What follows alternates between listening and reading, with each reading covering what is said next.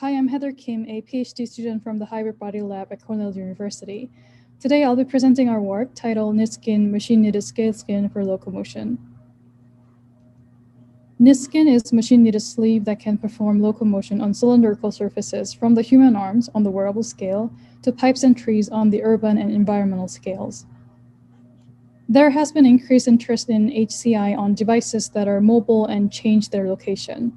Robots that can reconfigure themselves on tabletops or cling onto clothes are some great examples of mobile robots. However, surfaces other than flat or vertical remain unexplored. We took our motivation from the technologies that enable locomotion on a variety of challenging surfaces. Researchers for years have tried to have robots explore surfaces including walls, ceilings, and even clothing.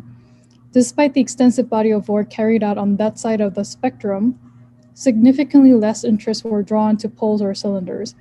While there's a handful of studies to make locomotion on poles possible, few explore the prospects of implementing soft and compliant materials. So we introduced knit substrate coupled with actuation to develop a soft robot that can traverse an unexplored class of terrain, cylindrical surfaces. We characterize material and geometry attributes of the knit substrate, and in evaluating the locomotion, we focus on the impact of surface materials, number of actuators, terrain slope, and terrain curvature. Building on the result, we propose potential application of KnitSkin ranging from the wearable uses, pipe monitoring tools, and agricultural gadgets. To give you a broader context of our research, here I'm going to talk about related work. So the study builds upon three pillars in related works: bio-inspired locomotion, deformable fabric-based interfaces, and wearable robots for locomotion. The studies that look to nature to take on how to maneuver on tricky surfaces have come up with a variety of materials and regimes. We were especially interested in structures without limbs or with miniaturized appendages. A few notable tactics include using a kirigami substrate coupled with buckling, passive suction cups, bristles with linear movement, and soft pressurized materials. What is also highly relevant to our study is the way fabrics lend themselves to outstanding shape-changing effects. This is sometimes done by integrating functional materials through kneading, sawing, or printing. In addition, the nature of fabrics to conform to the contours of the body has enabled it to be used jointly with pneumatic actuators. And on the other hand, there have been attempts to deploy robots to even more challenging terrains, the human body, where locomotion have to account for mechanically dynamic environment and be portable if not untethered. However, mobile robots that manifest in soft textile-like form factors remain unexplored, and that is the main contribution of our approach. Moving forward, I'm going to introduce the two big components that construct the KnitSkin system. To make it possible for our interface to crawl cylinders, we looked at what was characterized as stick-slip locomotion in nature.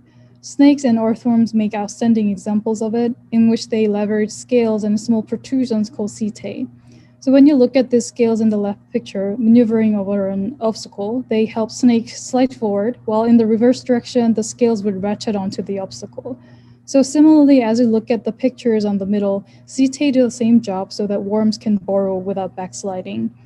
On the right, we combine materials with different mechanical properties and alternated them to create what we call a selectively soft material. So how does the interface crawl forward on cylinders? As you look at this cross-sectional view, the extension will push away the right half while also pushing the left side further away. So when the scales are coupled with the extension of actuators, the right side would propel forward, sliding along the surface, while the scales on the left would interlock and grip onto the surface. And conversely, during retraction, the scales on the right would ratchet onto the surface because they're now centering back, while the tail would slide to the middle. So taken together, this will result in locomotion to the right in this occasion. In this section, I lay out how we characterize attributes of knit substrate to achieve directional friction. So what determines better stick-slip performance? The key determinants of successful locomotion are the material and global geometry of scales.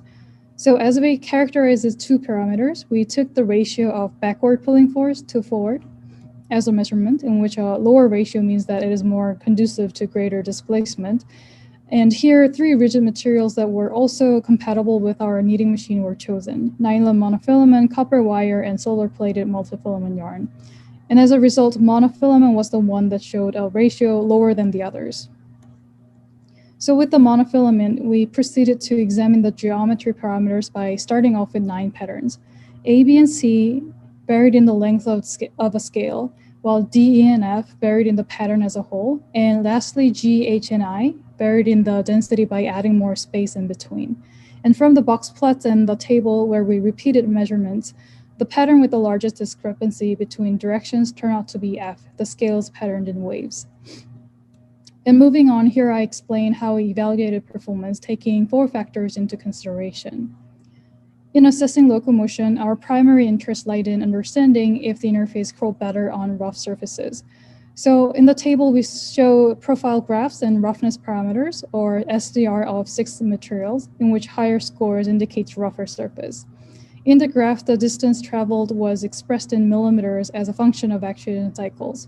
The interface curled the farthest on PVC, and in terms of roughness parameters, materials with SDR larger than 0.1, with the exception of silicon rubber, outperformed the rest. Our second factor was the number of actuators, where we wanted to see if more actuators help propagate force across the substrate, thus improving displacement. So we created substrate with 2, 3, and 4 actuators, and what was shown from the results was that there was positive relationship between the number of actuators and the displacement. And as a result, 4 actuators traveled more than twice the length of 2 actuators. In the next evaluation, we wanted to see if the interface was capable of defying gravitational force to a certain degree. So we tested how the slope of terrain affected displacement, where we saw a negative relationship.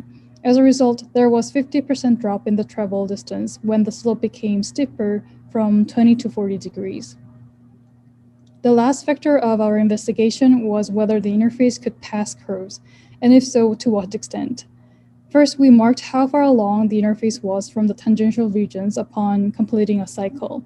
So that data on the left tells us it took 2 more cycles for it to pass 90-degree curve than 45-degree. If we translate the data into a graph, then we can see the average velocity and where the locomotion accelerated. In general, the locomotion was traveling faster on the 90 degrees, where 12 cycle was the tipping point.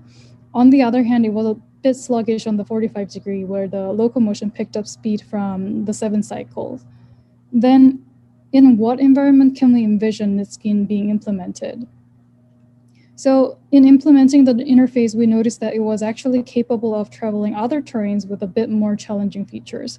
One of the examples was a surface with more prominent profile, such as barks on the tree.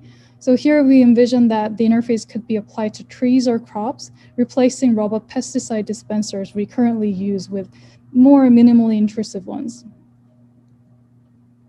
Next, there are other functional materials we can integrate to the scale substrate, including water-soluble yarn.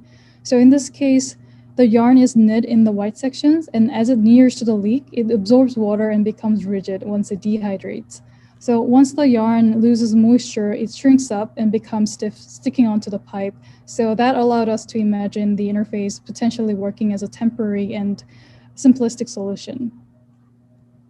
Lastly, we also found out that it was possible for the interface to make it through taper surfaces, such as actual human arms. While how far it can travel is dependent on kinetic movement of the body, we think the ability to move from a point to point on the body could open up a new space for wearable robots that are much softer and more compliant. So in the picture, what we envisioned was the interface crawling down the arm when neither arm is available to help user pick up calls or send voice messages. In conclusion, with further improvement in portability and mechanical robustness, we envision fabric skins with scales could help monitor urban infrastructures where human access is not easy, and also help control weeds and pests in less damaging ways, and lastly, help develop mobile wearables that are less cumbersome to wear. This research is supported by Accenture Labs and NSF, and we thank all affiliates from Accenture and the Hybrid Body Lab for their insight and support.